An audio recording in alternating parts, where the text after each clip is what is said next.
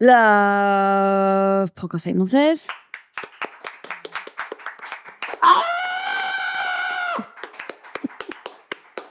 It's raining. It is, yeah. You got caught in it on the way in. I had a long cycle as well. 25 You're minute a cycle. lot further away than I am. I feel further away. Yeah. Am I still in the camera? Yeah. Cool. Am I just not in shot today? like half of your face. Is it that thing they in do your on shot. GB News where someone drinks the pint? The lefty in the left. Is it left in the corner or lefty? It's lefty in the corner. Well, glad we sorted that out. Yeah. Our audience probably know better than we do what it is. Yeah. Big GB News watchers. Big GB News watchers. They go from here to Patrick Christie's. Pastic. The Pipeline. PoliticsJOE podcast. Patrick Christie's. Yeah. Patrick Does today. Anderson still have his show? No. He actually did a piece yesterday that I enjoyed. I didn't watch it. I just saw I'm going to go watch it afterwards. But I liked the impetus, which was that it's pointless, the vape ban. And I completely agree with him. Or I agree with the premise. I need to watch the piece, but I agree with the premise. Which is? So basically what they've done with these... I'll show you. If I were to be quitting smoking, I'd be hitting a vape, but I'm doing neither of those things. Well, this is just a prop for the sake of this. The prop for the sake of that. So what they've done is they've just added a rechargeable point at the bottom, but there's no I can't. Oh, I guess I can refill that. I don't think I can. You can put a new cartridge in it. Let's see. Yeah, I don't think so.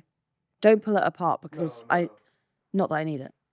Sure. No, you can. You can there's a clip here by the look of it. Okay. But it doesn't look like it's a refillable. No, and cartridge. also they're £6. Why would anyone refill that? Yeah. I saw you just buy a new one.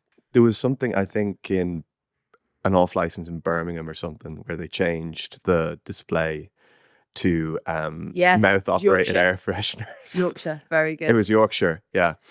I wonder if they're going to do that wholesale. So what I was talking about, I was positing last night, was what they actually should have done is put a tax on the lithium battery. Yeah. So they could have put a really heavy levy on that.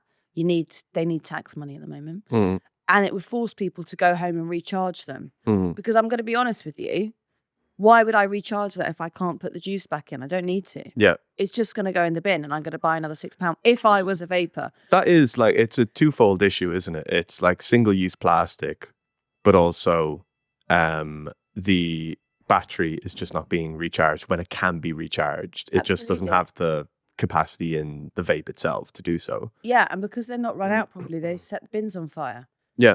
They set bins on fire, but also they are very difficult to dispose of. So you just have mountains of them, right? Yeah, and they're also in short supply. Yeah.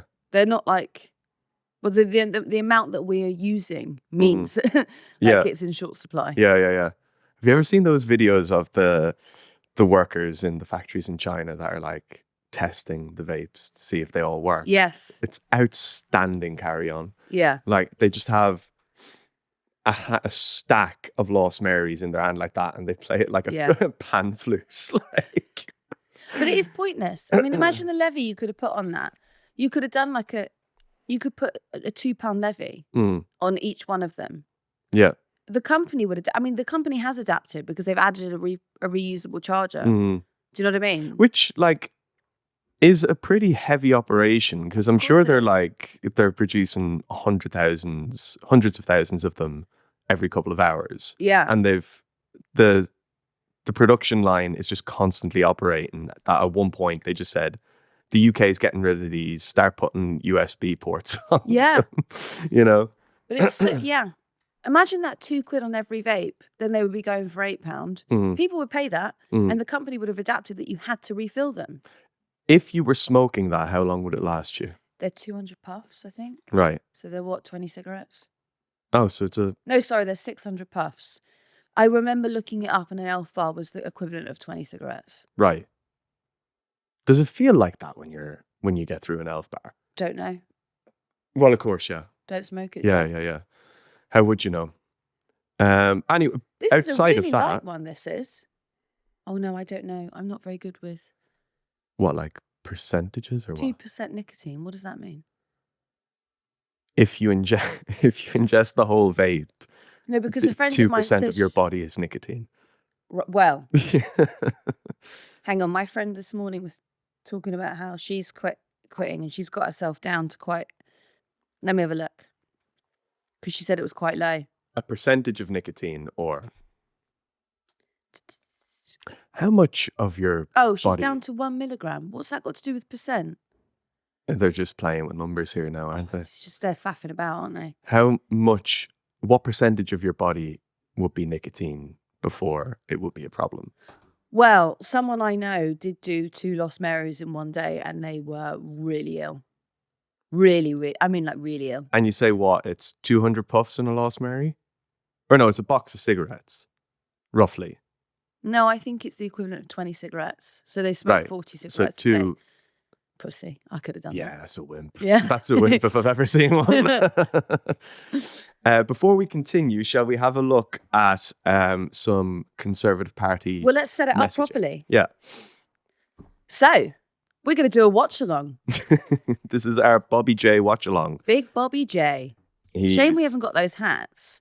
Last week, Robert Jenrick put out a video where he was catching, quote-unquote, alleged fare dodgers on TfL. He was doing this in Stratford in East London, and he kept lamenting how politicians never get out of Westminster. And when you get out of Westminster, you can really see the crime that affects people.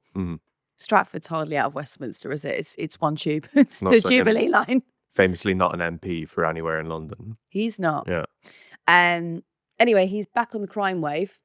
That's always that's interesting to me that he's following crime.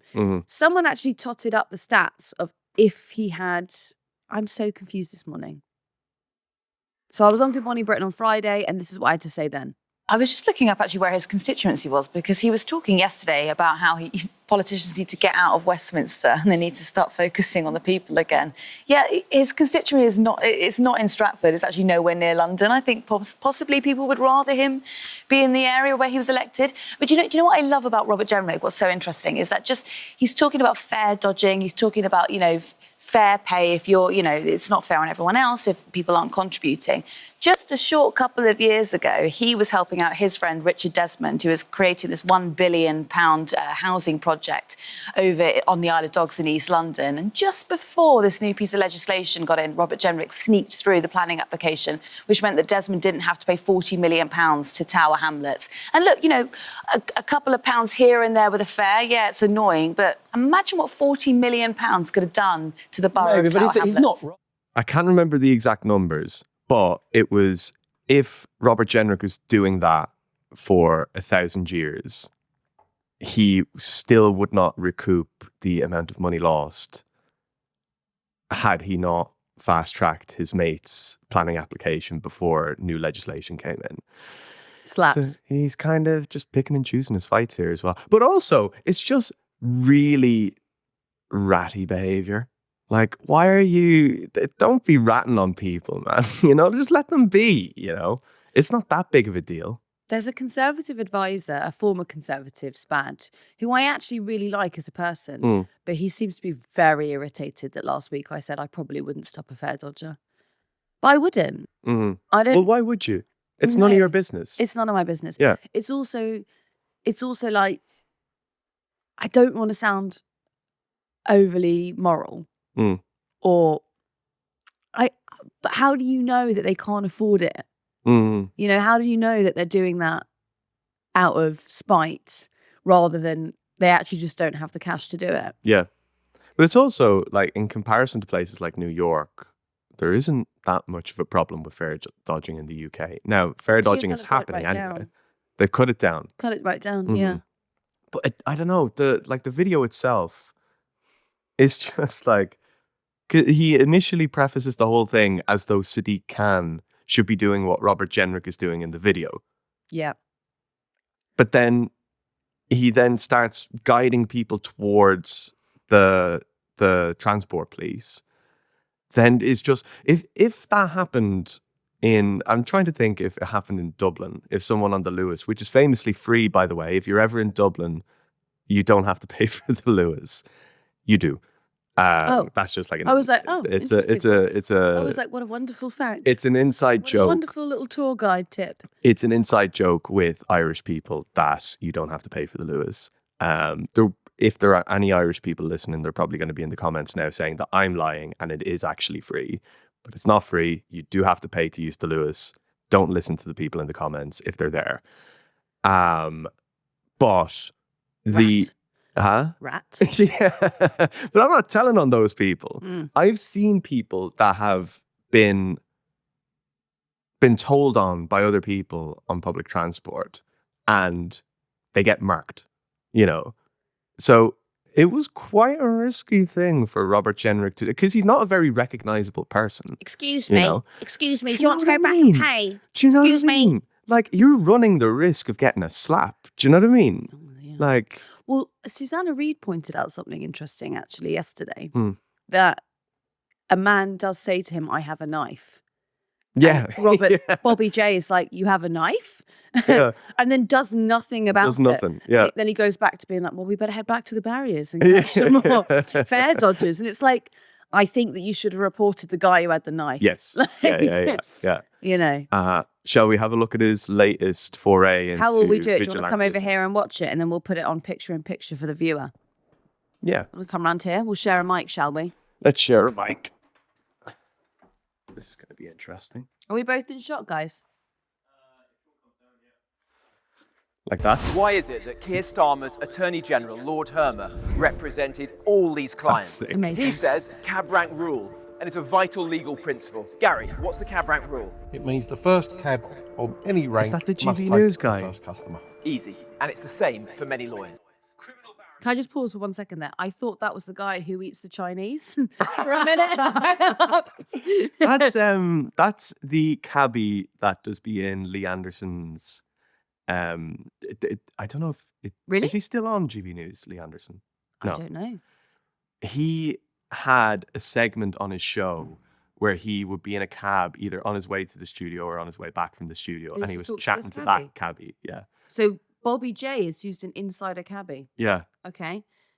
Should we carry on? interesting. Let's carry on. Criminal barristers can represent people accused of horrific crimes because everyone knows they had to take the case. What's true for our criminal barristers just wasn't true for Lord Hermer. He was a top human rights lawyer. He will have been inundated with cases, able to choose the pick of the bunch. And what's more, he often worked on a pro bono or no win, no fee basis. And the cab rank rule just doesn't apply to these cases. In other words, when Hermer's Sorry, I just need to talk about the picture that they've chosen of Jerry Adams. If that is Jerry Adams, we don't know.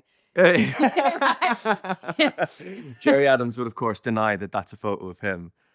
When Hermer's cab arrived, He's he sleeping. chose his passengers. Jerry Adams, not one, not two, not three, not four, but 5 terrorists linked to Al-Qaeda, including 2 of Osama bin Laden's lieutenants, 1 linked to 9/11, and 1 to 21/7. The mother of an ISIS beetle, Shamima Begum. 21/7. Is it I thought that- the Madrid bus?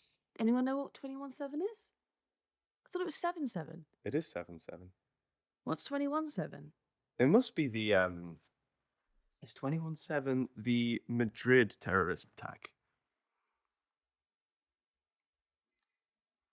It's confusing, isn't it? Of course, because 9/11 is 11/9, really, isn't it? Mm. So when he's saying 21/7, is that 7th of the 21st month? Or is it just 3? Bobby J's got his months.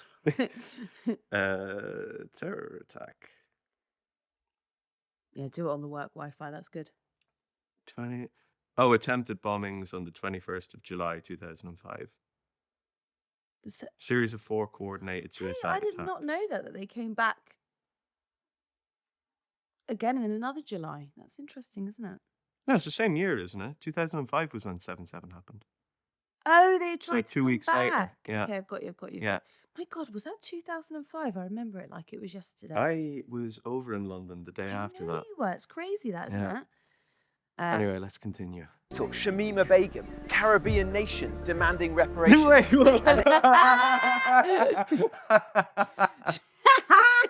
Al Qaeda, Shamima Begum, Jerry Adams, the Caribbean nations looking for slavery reparations. Terrorists. They're not the same, man. legally who claimed to be 16 but was actually 26. If someone wants to spend their life defending Britain's enemies, that's on them and their conscience. But that someone shouldn't be chosen to be our Attorney General. We've never had an Attorney General so connected to so many people suing the British government. Now, before the general election, Hermer represented 5 Sri Lankans seeking asylum in the United Kingdom. They lost the case. After the election, they were granted asylum in a special deal. Now, even if all the correct procedures were put in place on conflicts of interest, even the perception of this kind of stuff damages public Surely trust. they couldn't. Last week, people called for Hermer to resign after he likened those criticising the ECHR to the Nazis. But the truth is, Starmer should never have appointed him in the first place. And why did he? Because they share exactly the same views. Britain deserves better than the pair of them. Okay. Well, that was fun. Wow. Good man, Bobby J. That Do was, you know he's gonna produce that video, wasn't it? Yeah, very intense, very dramatic. He's gonna have a field day when the reparations for internment in Northern Ireland start coming out. Because I mean, Jerry Adams famously got €100,000 off the BBC last week. Yeah. But you've still I don't know, got. you might deny that as well. He's still got. Well, not him. A slew of people from Northern Ireland have a case pending against the UK government for internment during the Troubles. So basically imprisoned without trial, breach of human rights. Jerry Adams was one of those people. And he is currently in line to get compensation from the British government for that. So I look forward to seeing Robert Jenrick's video on that matter as well. Keir Starmer dishing out cash for Jerry Adams. He'll be, yes, that will light his fire. Yeah, it will. The Shamima Begum stuff is odd, isn't it? She gets a very small mention in that video, to be fair. Yeah, she does. I always find, I think it is fundamentally unconservative to strip someone of their citizenship. Yeah. It doesn't feel British. Because isn't it that she doesn't have a Bangladeshi passport, but is eligible for one? Yeah. Which is how they're trying to get around it. Something like that. Yeah. Yeah. Dual nationality, I think she has. No, that's the thing. She's eligible for dual nationality, but currently is just a British citizen. Document. Yeah. Okay, got you. Which was what the Shamima argument is always totally bizarre for me. Mm-hmm. I never even really want to get into it on like from a moralistic standpoint. I never think about it in this. She was groomed, right? And you know, in any other grooming case, we would take that pretty seriously. Yeah. Well, I don't think it's about that. It really is baseline. You can't just strip someone of their citizenship. Yeah. It needs to come back to Britain and sit in a jail here forever. No, Like, exactly. You can't just leave her. What did we say the other day? Why were we calling her British mother? Oh, I don't know if we can have this in. Really? Yeah, because we were ragging on. Oh, okay. No. We can. What we were saying was Lucy Connolly in the press is described as, you know, a British mother. Yeah. And You never hear them describe Shamima Begum as that. Exactly. It's like that. It's that meme, isn't it? The Jeffrey Epstein, the New York financier. Yeah. Oh, Shamima Begum, the mother. Loving mother, Shamima Begum. Devoted mother of 3. Who's to say she isn't? Well, exactly. I mean, I'm sure she is.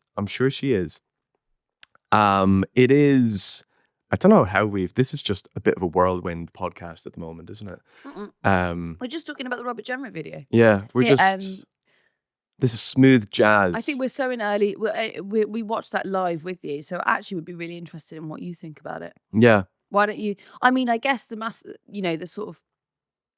political point is how many more of these videos can Kemi Badenoch survive? Yeah. She's got Prime Minister's questions tomorrow. She's not polling particularly well. Jenrick has got a slick new look. He's got a slick new videographer. He really does. Yeah. Actually, the quality of this video is far and away better than the one he put out last week. Well, presumably he was allowed to film this one. Yeah. Actually, are you? Because Well, yeah, of Well, I course. guess He's he on a could- public highway, isn't he? yes, but also he could make the argument that it's for. Yeah, no, he's fine. Mm. But that coming out that he was rule breaking Yeah. by filming on TfL property, that did tickle me. Having the GB News cabbie have a stint in it as well was quite funny. Of just we need to find a cabbie. We can't just ask a random taxi man. We know this guy from Yeah. GB News. Let's get him Do on. any of you lot know a black cabbie? Yeah. Do any of you Yeah. know? There was one on GB News. I've seen Let's it. get him. Let's get him. Yeah. Incredible, Yeah. isn't it? I just like the sell of it. It's Jerry Adams, Shamima Begum, Osama bin Laden's right hand man. It's just giving me, the Gareth Bale flag, golf, Wales, Madrid in that order. Yeah. That's what it says to me when I'm reading those three things. Jerry Adams, Shamima Begum, Osama bin Laden's right hand man in that order. Lads Holiday, George's Cross, Jerry Adams, Shamima Begum. Where do the reparations for Caribbean islands fit into this? That was so fun. I really wasn't rogue. expecting that. Don't appoint this man. He's woke, but also a terrorist. Yeah, a woke terrorist. A woke terrorist. The worst kind. Mm. Is Shamima Begum woke? Is Jerry Adams woke? Is Jerry Adams woke? Yeah, I'd say Jerry Adams is woke. By what metric? Just that he has... Has he ever been on Saturday brunch or Sunday brunch? I don't know. He's I got don't that think cooking book, hasn't he? He has got the cookbook, yeah. Yeah. When he was the leader of Sinn Féin, like the last couple of years, he was really cooking in another way. Okay. Of just like the content strategy of Sinn Féin around his last couple of years was so funny. Because they just made him a meme. They teddy beared him. He was not like this big bad wolf anymore. He was the Fenian granddad. He would deny, of course, that he was ever the big bad wolf. He would also deny that he was ever the leader of Sinn Féin. Jerry Adams, the Irish citizen. I actually would really love to hear your thoughts on the Robert Jenrick video. So see you on the Reddit for that one. Yeah. In the meantime, we're going to talk to you about Liz Kendall. You were up in Liverpool with the Secretary of State for Work and Pensions, weren't you? I was. Mm-hmm. Yes, the minister was visiting a jobs fair. It was at Anfield. Mm-hmm. She was sort of launching this new fund. Sorry, because it was a week ago, I've got to remember why I actually went. She was launching a new fund that she's giving to a couple of cities across the UK to get young people back into work. It's about supporting young people who are currently on they might be signed off for mental health issues, or they might just be struggling to find a career after school. And it's about helping those kids get into work. And actually, I spoke to a couple of the kids who just received work or just gotten into work, and they had a work coach. And I tell you what, the language around this is really difficult because I really hate the idea of a work coach. To me, it sounds quite Dickensian. Yeah. This guy was great. I really, really liked him. And the kids that he'd been working with were totally besotted by him. He, proper scouse. Are we saying like guidance counselor, probably? I think he is essentially a guidance counselor. And it's all part of this scheme that had been started up actually locally. It was Mayor of Liverpool money. So it was local government authority money that's kicked up the scheme. And now the Department for Work and Pensions has bolstered that fund by adding in a few extra million.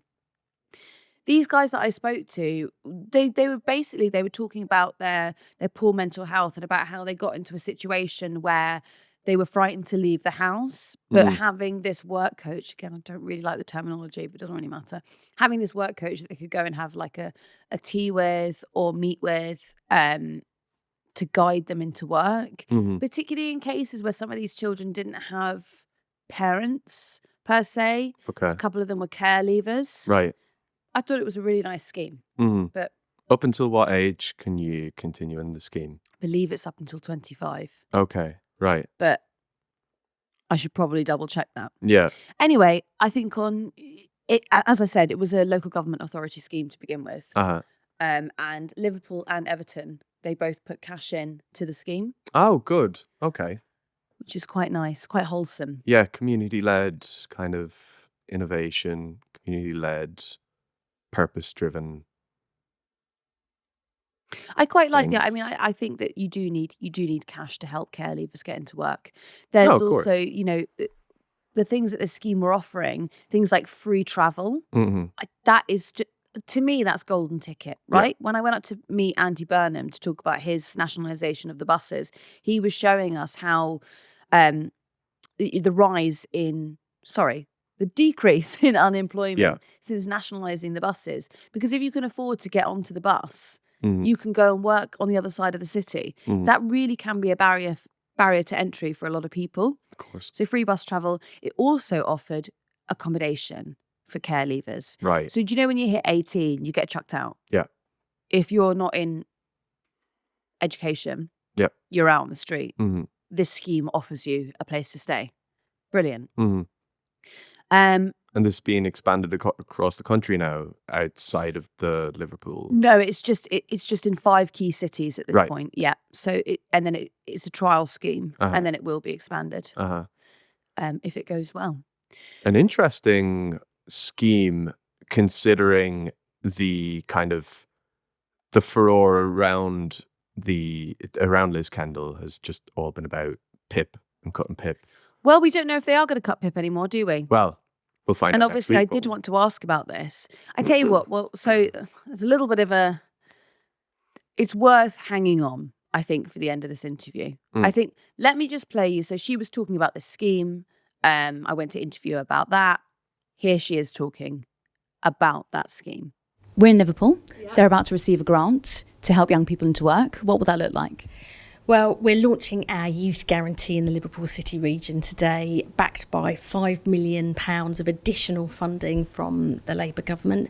And it's all about giving young people the chances and opportunities they deserve to get skills, to get training and get work. What does that look like on the ground? Is it free travel? So they're doing brilliant things here for young care leavers who face, extra barriers. It's maybe free travel passes. It will be interview skills and training, help with doing your CV. It's access to apprenticeships, to new skills boots camps. But it's also trying to intervene a bit earlier for young people at school, maybe 16 or 17 who are struggling, and finding a way to make sure they're on the right path to get the qualifications they need to get jobs in future. So that they don't come out and they don't end up on the welfare? Well, we've got 1 million young people not in education, employment or training. That's 1 in 8 of all young people in this country. And that is appalling for them and their lives, because we know if you're out of work when you're young, it can have a lifelong impact in terms of your health and your career prospects and your future earnings. But it's also terrible for the country because we're missing out on the talents of all those young people. And every single young person I've spoken to today, they don't want to be on benefits. They want a chance. They want a choice. They want a future. And that's what we're giving them. Do you think we're overdiagnosing mental health at the moment in this country? I think there are lots more young people who have got mental health problems. I really have seen that in my own city in Leicester, young people who've come out of COVID, and it's been really hard for them to build their resilience, and they've suffered from real anxiety. So I think that there is more mental health. There's also less stigma about reporting it. And that's why I'm really proud that a couple of weeks ago, the Labour government announced an additional £46 million to give 1 million more children and young people mental health support this year. That's really important in the schools, in the community, because if you can act early, you really can prevent those mental health problems starting and getting worse. Then what happens though when they leave school? Because we've got an issue at the moment. We've got 3 million people who are receiving universal credit while in work. Do you think work is paying in Britain? Well, it's paying more now. I mean, we're actually seeing wages in the first 10 months of a Labour government have risen faster than in the first 10 years of the last Tory government, with this huge increase in the minimum wage. So we are making big improvements to make work pay. We're also improving rights at work through our Employment Rights Bill. Universal credit who are receiving that while they're in work. With your new planned PIP cuts and your other welfare cuts, will you take away that universal credit for working people? No, actually, we are actually improving universal credit. We've actually our new fair repayment rate, which stops deductions from universal credit at the level that they were. It's actually giving 1.2 million households, on average, £425 extra a year. We want to review universal credit to make work pay. We're increasing the minimum wage. But what we're also doing is creating more good jobs in every part of the country through construction, clean energy and our modern industrial strategy. And what I'm here today to announce as part of our Get Britain Working plan is, okay, we want to create the jobs, make those jobs better quality and better pay, and now we've got to get people the skills, the training, the confidence to get that job. That's better for people and it's better for the country too. And this is when it gets a little bit tricky. So I've just played you the first couple of answers there. Obviously, travelling to Liverpool to meet the Secretary of State, you expect more than 3 minutes. I went for a fourth question, and that's sort of where it kind of fell off. Yeah. Too. A quarter of a million people that are going to be pushed into poverty, but that's your own impact assessment. That does not take into account any of this extra employment support we're putting in place. It doesn't take into consideration we're going to have a bold and ambitious child poverty strategy, because if you're born in poverty, it makes your life harder from the beginning. We're determined to start changing things. I'm under no illusions about how far we've got to go, but we're making a good start and I'm determined to go further. So I don't know if you can hear there, but that is me being told to stop asking about disability cuts. You're being pushed to close. I am being pushed to close. Because the question I wanted to ask her, and I think that this is sort of where the confusion arises, because this month Parliament actually only returned yesterday, but we are meant to see that legislation in the Commons at some point during this month. But because there have been around 170 MPs that have privately, discussed with Keir Starmer, not discussed with Keir Starmer, but raised concerns over this PIP cutting legislation. We're not sure if it's going to see the Commons before the House rises for the summer. But see, this is where it gets tricky, because what I wanted to ask the Secretary of State is, people are living on these benefits, or people need these benefits to go to work. You need to give them concrete information, because they're essentially sitting in limbo at this point in time. It's also like you're alluding to it there, but the proliferation of in-work benefits, and not really, you have like the top lines of what they want to do, of paring back disability, whatever it might be. But then there's people that are relying on benefits to get through on a week-to-week or a month-to-month basis, that without any clarity on how the government are going forward, and with concern from Labour backbenches on how the government are implementing this, it's a pretty terrifying time to be someone that's claiming any sort of benefit from the state.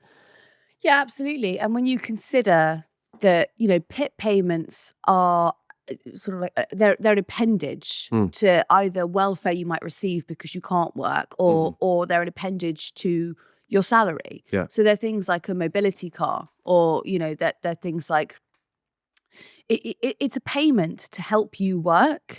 It seems a rather bizarre cut to make. If we go back to the beginning of this podcast, we were talking about vapes and the potential levy that they could have put onto vapes. There are plenty of other taxes that the government could have chased after, or levies that would still be in line with their manifesto pledge not to tax working people. It would be outside the fiscal rules, though, wouldn't it, to just implement any taxes at all? No, because he only said he was going to do it he only said not for working people. So that capital gains is still wide open.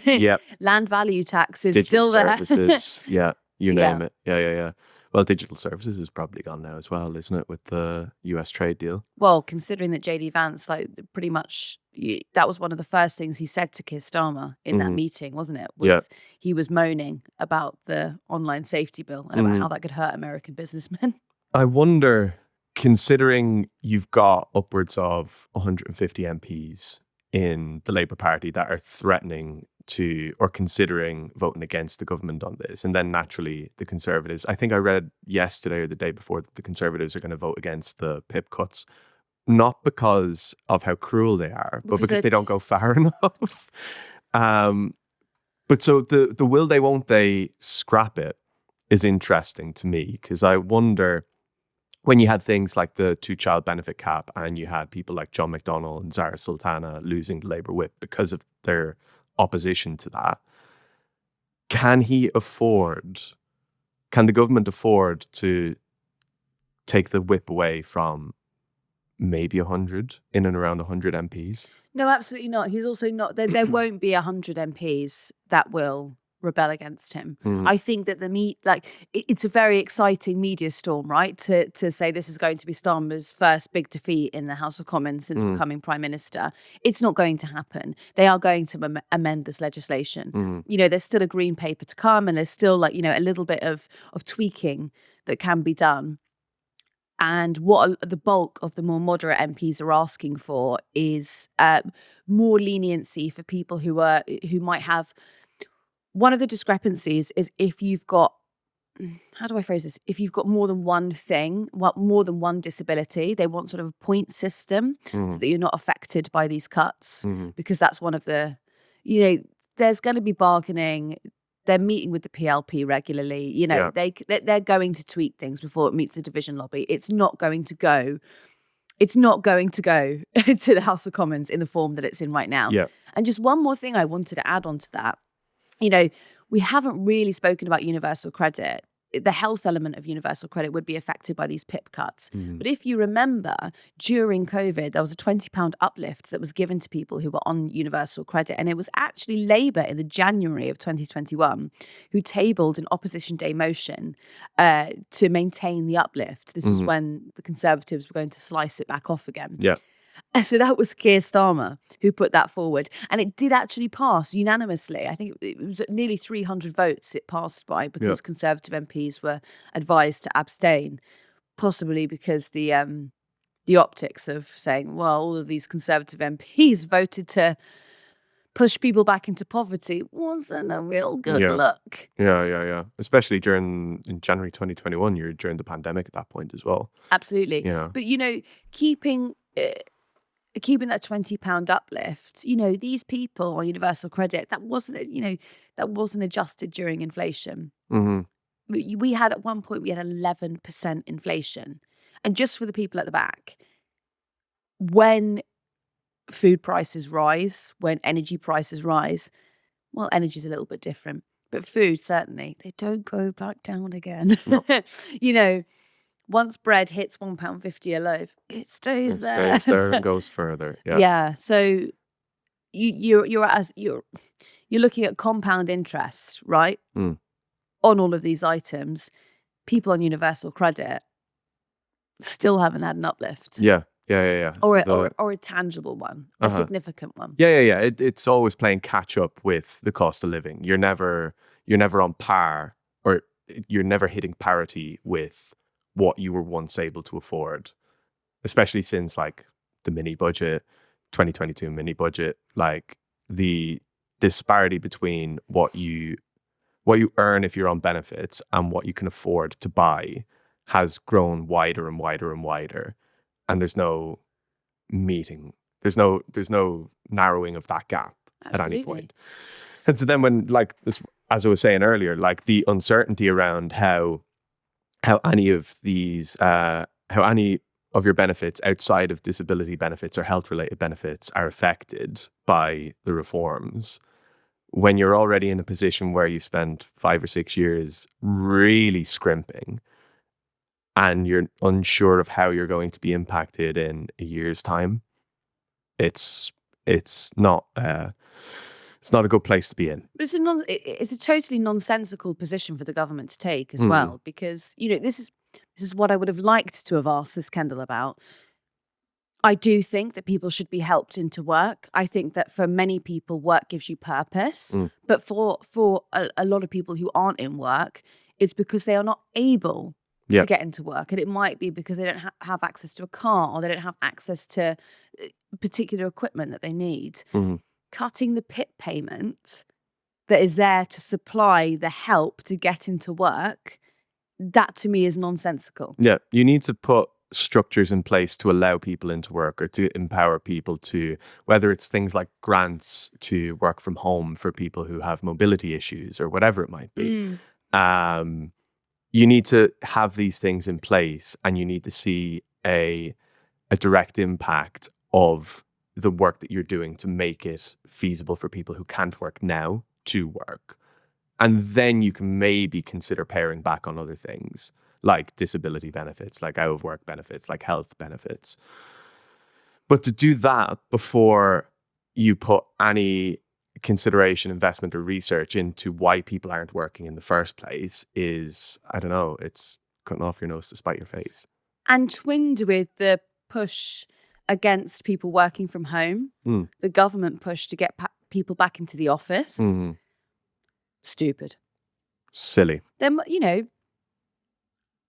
I'd be really interested to know how many people have become semi-agoraphobic from the pandemic and who benefit from working from home.